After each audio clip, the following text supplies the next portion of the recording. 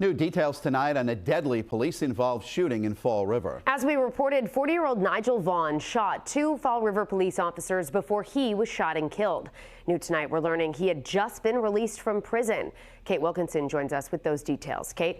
Shannon and Mike, according to our reporting at the time, Nigel Vaughn was sentenced to 18 to 20 years back in 2007 for the shooting 3 people at a bar in Fall River.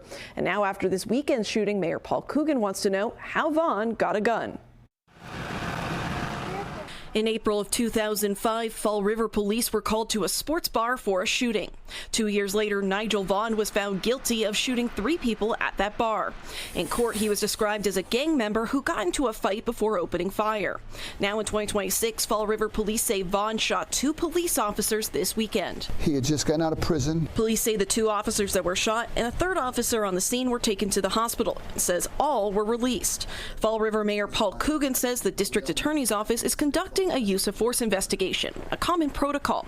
But Coogan wants answers about the suspect. There was no way in the world he should have been possessing a handgun. The district attorney's office shared these photos from the body-worn footage that has not yet been released. You can see a hole in this bulletproof vest. They relied on their training and they survived because of it. 12 News law enforcement analyst Stephen O'Donnell reviewed those photos. He says even in a situation where a person is shooting at police, using deadly force can take a toll on an officer. But it's not as simple as someone in society saying, well, it's a felon trying to shoot the police.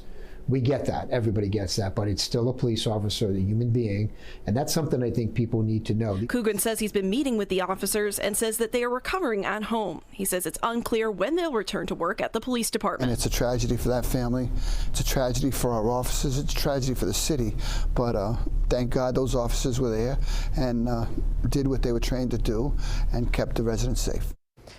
The district attorney's office as well as police say they are not releasing the body camera footage until the investigation is complete. Live in the studio, Kate Wilkinson, 12 News.